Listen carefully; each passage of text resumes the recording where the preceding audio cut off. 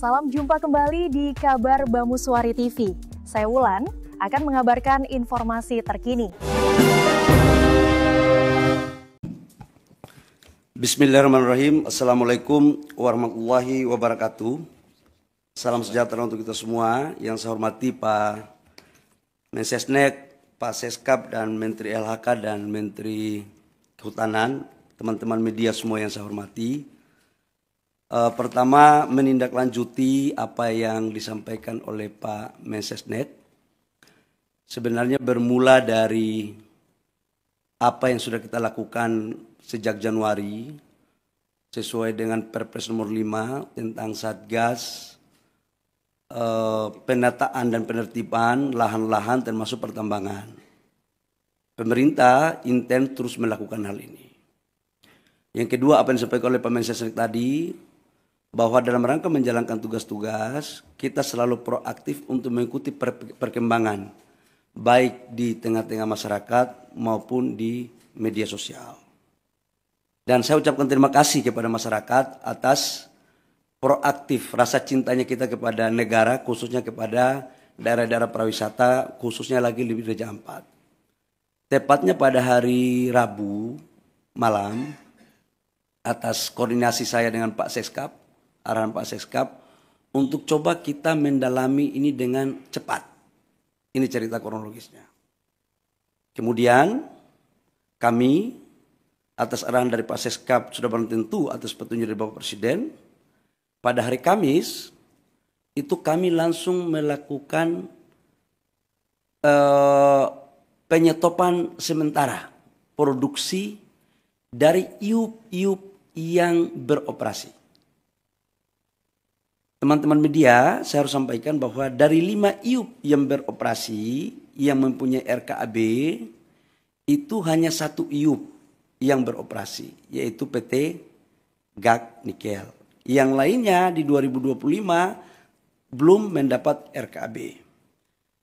Setelah itu kita menyetop, langsung kami juga berkoordinasi dengan Pak Seskap dan Bapak Presiden, diperintahkan untuk langsung turun meninjau ke lokasi. Agar kenapa? Kita ingin agar cepat proaktif dan tidak kita mendengar informasi sepihak. Hari Jumat, masih Hari Raya Idul Adha, saya malam harinya langsung berangkat dengan tim ke Pulau Gak, ke Sorong, ke Raja Ampat. Sambil kita melihat pulau-pulau yang lain. Saya ke sana itu bersama-sama dengan Pak Gubernur Provinsi Papua Barat Daya, Pak Bupati Raja Ampat. Kenapa ini kita lakukan? Bapak Ibu semua, kita ingin tahu kondisi yang sesungguhnya apa sih sebenarnya. Izinkan saya untuk memasang slide tentang PT-PT yang ada di Raja Ampat. Ini sesungguhnya PT yang Raja Ampat, Pak Hanif. Jadi kalau kita lihat di media sosial, seolah-olah Payemo ini adalah pusat pariwisatanya Raja Ampat. Ini geoparknya Raja Ampat. Dan seolah-olah ini sudah menjadi, mohon maaf, kerusakan lingkungan. Seolah-olah waktu kita belum turun. Nah, ini ada 5 PT, di mana PT Nurham, lokasinya di sini, PT Anugerah Surya Pertama di sini, PT KW Sejahtera Mining di sini, PT Mulia Raymond Perkasa itu di sini. PT GAC Nikel di sini, Bapak Ibu semua. Dari semua 5 perusahaan ini, datanya adalah kalau PT GAC Nikel ini adalah kontrak karya. Jadi total dari 5 perusahaan, Pulau GAC itu 13.136 hektar, Pulau KW Sejahtera Mining, Pulau KW 5.922 hektar, PT Mulia Raymond Perkasa 2.193 hektar, PT Agro Surya Pertama 1.173, PT Nurham 3.000 hektar. Dari semua ini, proses sekarang RKAB di 2025 yang diberikan hanya PT GAC Nikel, yang lainnya tidak diberikan. Kemudian Kalau PT Gag Nikel, coba kembali, PT Gag Nikel, itu sejarahnya dari tahun 72 sudah dilakukan eksplorasi. Tahun 72. Ini. 1972 eksplorasi Gag Nikel, kemudian penandatanganan kontrak karyanya itu tahun 98. Tahap eksplorasi 2002, perpanjangan tahap eksplorasi itu 2006-2008, sampai dengan tahap konstruksinya 2015-2017 dan produksinya 2018. Ini tahapannya.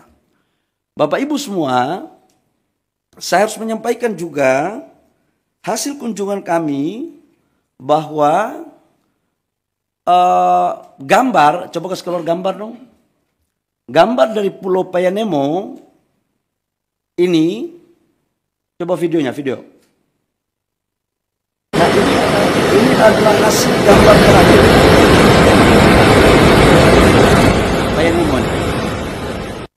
Dan ini adalah gambar-gambar terakhir. Jadi mohon kepada saudara-saudara saya sebangsa dan setanah air, dalam menyikapi berbagai informasi, tolong kita juga harus hati-hati, kita harus bijak, bisa membedakan mana yang sesungguhnya, mana yang tidak benar. Karena kita semua pingin untuk Indonesia baik.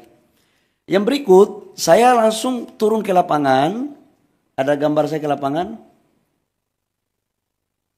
Saya ke PT Gag, itu menemui jumlah total masyarakat di Pulau Gag itu kurang lebih sekitar 700 orang dan 300 kepala.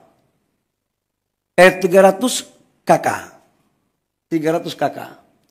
Di mana kami setelah balik dari sana, ternyata ada gambarnya lagi PT Gag. Karena kenapa saya harus dorong yang ini? Karena ini produksinya 3 juta. Coba Mas, nah ini pantauan, coba videonya. Ini adalah Pulau Gag.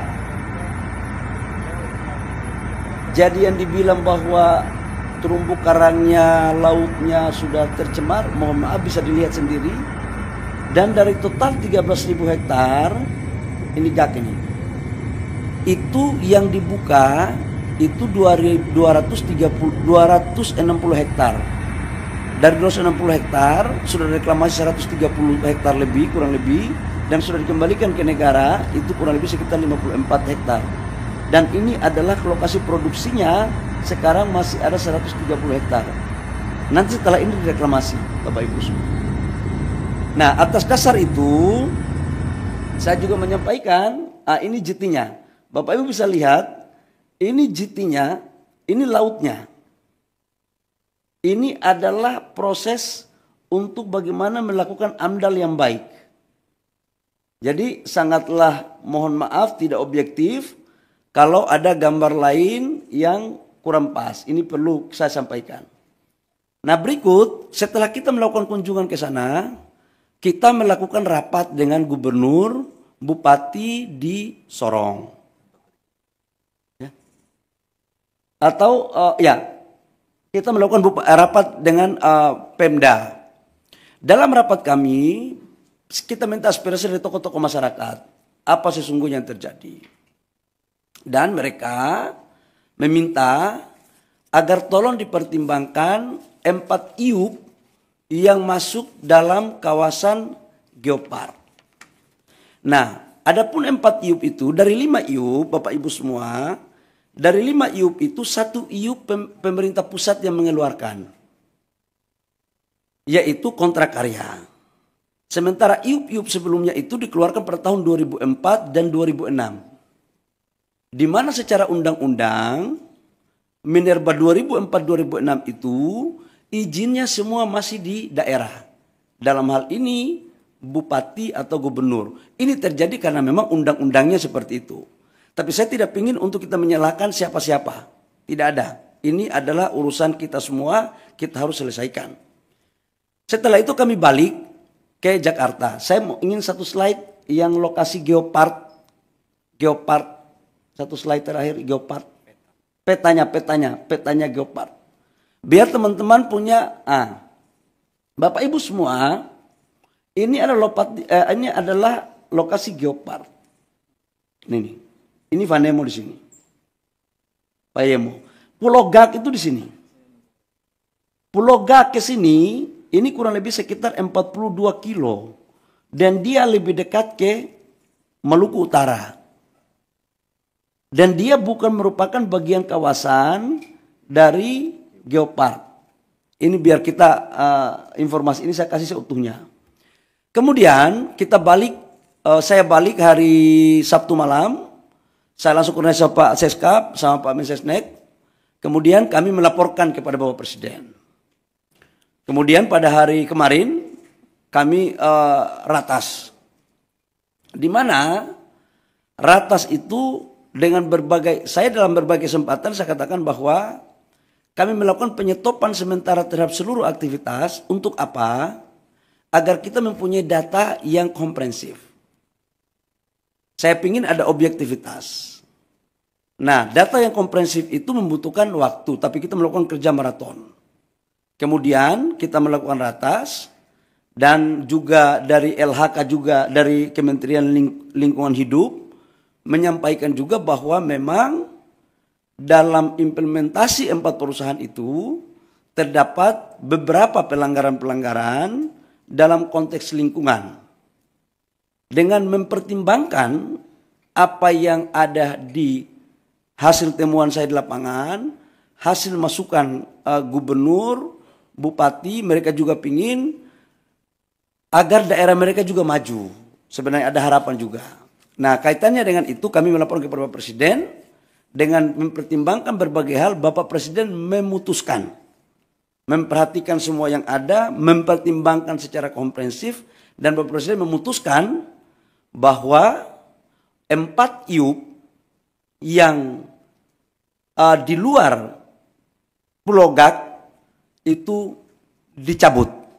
Dan saya langsung melakukan langkah-langkah teknis, berkoordinasi dengan Menteri Teknis, LH maupun Kementerian Kehutanan untuk kita melakukan pencabutan. Jadi mulai terhitung hari ini Bapak Ibu semua, pemerintah telah mencabut 4 IUP di Raja Ampat. Saya pikir itu beberapa hal penting yang saya harus jelaskan sebagai tindak lanjut dari apa yang disampaikan oleh Pak Mensesnek tadi di awal. Jadi sekali lagi, ini adalah arahan Bapak Presiden atas keputusan rapat, kami langsung mencabut 4 IUP dari 5 IUP yang ada di Raja Ampat. Demikian, terima kasih atas partisipasi dari teman-teman media. Saya persilakan kalau ada pertanyaan, saya persilakan. Silakan.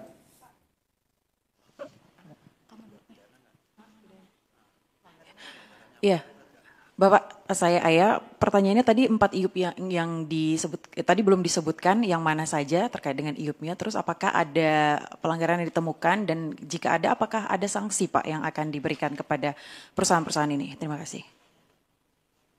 Buka slide pertama. Biar terang. Saya nggak mau ada manipulasi data. Enggak, ya. Yang kita cabut adalah PT Anugerah Surya Pratama, PT Nurham, PT Miliar Raymond Perkasa, PT KWI Sejahtera Mining. Ini yang kita cabut. Alasan pencabutan tadi sudah sampaikan bahwa pertama secara lingkungan atas apa yang disampaikan oleh Menteri LH kepada kami itu melanggar. Yang kedua adalah kita juga turun ngecek di lapangan, kawasan-kawasan ini menurut kami harus kita lindungi dengan tetap memperhatikan biota laut dan juga ala konservasi. Sekalipun memang perdebatan yang akan terjadi adalah izin-izin ini diberikan sebelum kita tetapkan ini sebagai kawasan geopark. Tetapi Bapak Presiden punya perhatian khusus dan secara sungguh-sungguh untuk bagaimana menjadikan Raja Ampat tetap menjadi wisata dunia dan untuk keberlanjutan negara kita. Itu Mbak ya. Jadi ditanya apa alasannya? Alasannya adalah pertama memang secara lingkungan, Yang kedua adalah memang secara teknis setelah kami melihat ini sebagian masuk di kawasan geopark.